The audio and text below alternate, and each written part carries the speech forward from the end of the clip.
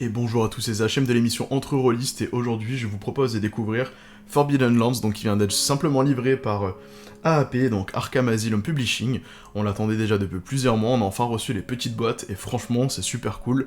Je vais vous faire découvrir un petit peu ce qu'il y a dedans, on va pas rentrer en détail dans les bouquins, à un moment vous pourrez découvrir qu'est-ce qu'il y a dans cette boîte là, la qualité des ouvrages et enfin les contenus qu'il y avait pour la partie crowdfunding, donc tout ce qui était les suppléments qui étaient donnés en fonction de la campagne de participation. Allez, on ouvre tout ça en déballe, on découvre ça ensemble, c'est parti. Alors tout d'abord une très jolie boîte, hein. On a attendu 6 mois pour les recevoir quand même, hein. 6 petits mois, mais ça vaut le coup, c'est vraiment de très belle qualité. La boîte est vraiment très très bien. Et comme vous allez pouvoir le voir, il y a énormément de choses dedans. On va déballer tout ça. Sortons tout ce qu'il y a dedans, et après on va regarder en détail. Donc vous l'avez vu, hein, la boîte est très très très remplie. Et on va passer en détail sur tout ce qu'il y a. Commençons par les livres. Alors, il y a 2 livres qui sont reliés. Alors moi j'adore le format, hein. C'est typiquement le type de format de livre que j'adore. Ils ont la bonne taille, c'est pas trop grand. Franchement je regrette même pas de pas avoir les couvertures en cuir, tellement c'est vraiment agréable. Ça ressemble à du beau livre relié comme vous pourrez acheter en bibliothèque. Et moi ça me rappelle même les anciens livres de jeux de rôle. Vous allez voir pourquoi, donc le papier qui est un petit peu jaune, avec les illustrations tout en noir et blanc. Ça me rappelle presque RuneQuest 2, qui était dans le même type, et tout ce qui était ancien jeu de rôle des années 80-90. Un petit air aussi de DCC, mais franchement, qu'est-ce que c'est beau, qu'est-ce que ça donne envie d'aller parcourir ces contrées oubliées, avec toutes les aides. Donc là, on est dans le livre du maître, hein, avec toutes les aides, les cartes dessinées, etc. Tout en noir et blanc. Vous avez aussi, du coup, le manuel du joueur.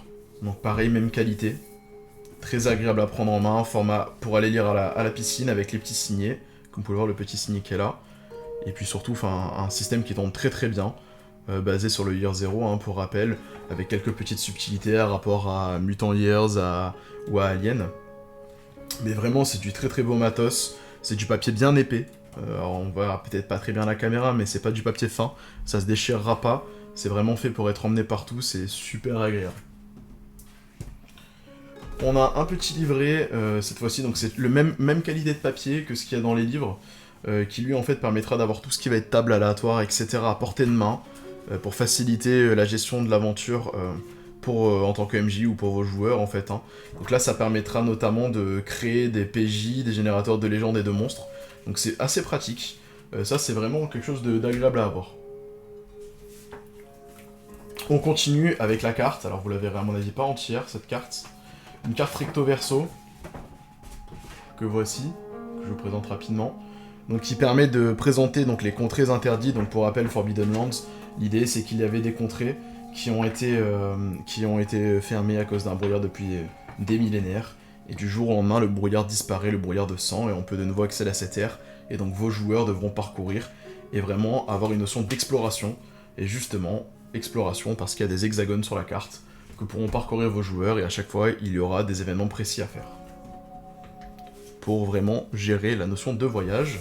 On retrouve aussi des petits autocollants, donc ceux-ci, ce sont des permanents, que vous pourrez coller sur la carte au fur et à mesure que vos joueurs découvrent certaines choses. Donc il y a vraiment une notion de lieu à découvrir et de lore. Il faut vraiment parcourir toutes ces terres oubliées, afin de comprendre qu'est-ce qui s'est passé, et pourquoi ces terres ont été oubliées de tous. Il y a peut-être des trésors, et donc ça va vraiment être ça le but de vos joueurs. On enchaîne avec ce qui avait été débloqué pendant la campagne. Je vous sors tout ça. Petit bruit de plastique, forcément. C'était livré à côté. Donc qu'est-ce que nous avons? Donc nous avons toutes les aides de jeu, donc les objets, etc., qui sont disponibles dans le manuel du maître, que vous pouvez donc retrouver en fiche imprimée, toujours sur le même type de papier. Voilà, tout a été imprimé pour faciliter aussi l'utilisation.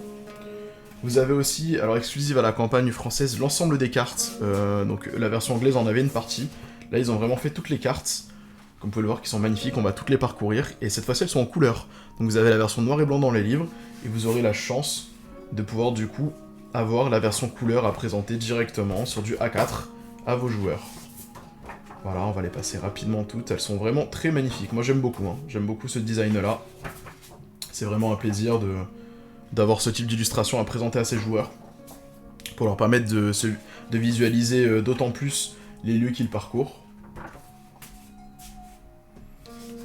il y a des grottes, il y a des donjons, il y a des endroits à parcourir, des zones de repos, etc. etc.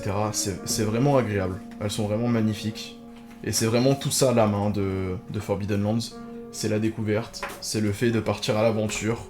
C'est pas la destination qui importe, c'est vraiment le voyage, un petit peu comme le Seigneur des Anneaux.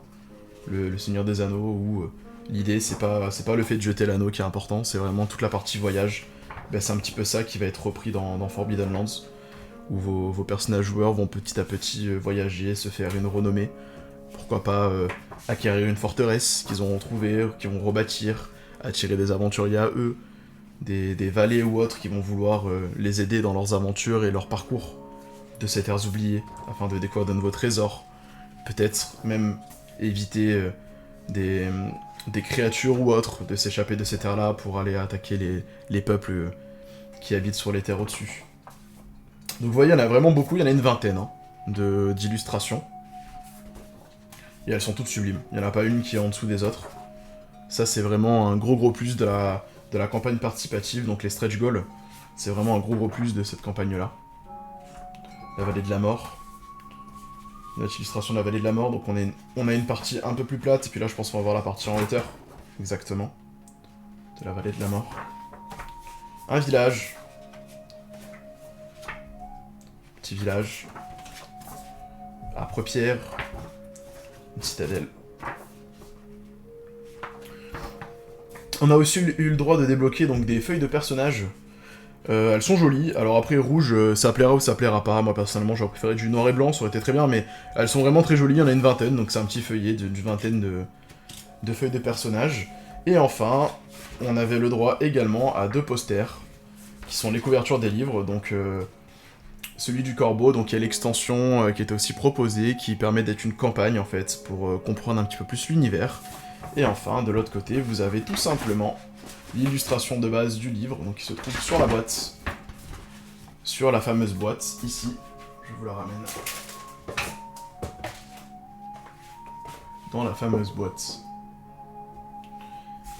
Et c'est ainsi qu'on va conclure notre unboxing de Forbidden Lands. Donc vraiment, qu'est-ce qu'il y a à retenir? C'est du très beau matériel, comme vous l'avez vu. Hein. Je vous l'ai présenté, je vais vous remettre les quelques livres sous les yeux.